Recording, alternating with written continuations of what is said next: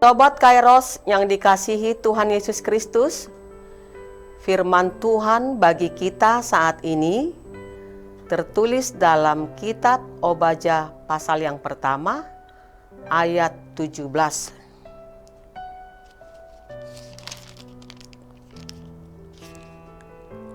Tetapi di Gunung Sion akan ada orang-orang yang terluput, dan gunung itu akan menjadi tempat kudus, dan kaum keturunan Yakub akan memiliki pula tanah miliknya.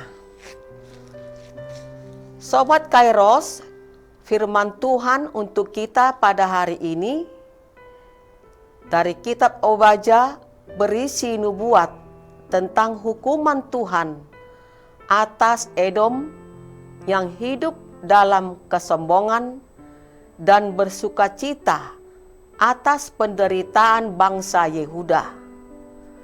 Namun, di tengah berita penghukuman itu, Tuhan menyampaikan kabar pengharapan bagi umat-Nya. Tuhan berjanji bahwa di Gunung Sion akan ada keselamatan, kekudusan, dan pemulihan umat yang tersisih akan dipelihara dan mendapatkan kembali apa yang telah hilang.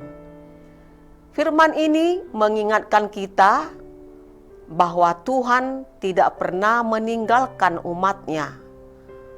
Terkadang kita menghadapi pergumulan yang berat, kehilangan pekerjaan, mengalami sakit penyakit, dan masalah keluarga, atau berbagai kesulitan lainnya.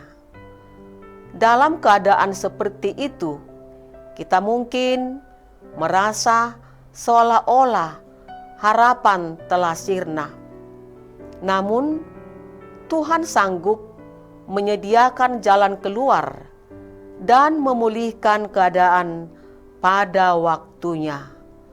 Seorang petani mengalami gagal panen karena banjir besar yang menghancurkan hampir seluruh sawahnya. Saat meninjau lahannya, ia menemukan beberapa rumpun padi yang masih bertahan hidup. Dengan tekun, ia merawat sisa tanaman itu.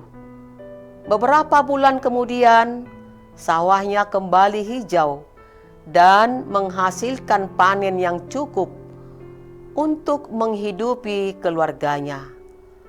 Apa yang tampak kecil dan tidak berarti ternyata menjadi awal dari pemulihan yang besar. Demikianlah Tuhan bekerja dalam kehidupan kita. Ketika segala sesuatu tampak hilang, Tuhan masih memiliki rencana yang baik. Dia mampu memakai sisa yang ada untuk menjadi awal dari berkat dan pemulihan yang baru. Ingatlah 3 hal. Pertama, jangan pernah kehilangan pengharapan ketika menghadapi kesulitan hidup. Karena Tuhan tetap memegang kendali atas hidup kita.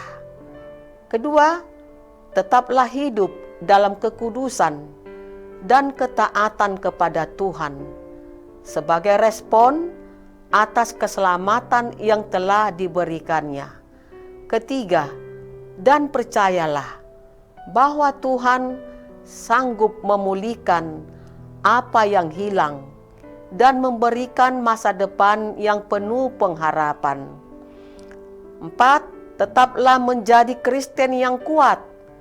Jadilah penguat bagi sesama yang sedang mengalami pergumulan sebagaimana Tuhan menguatkan kita.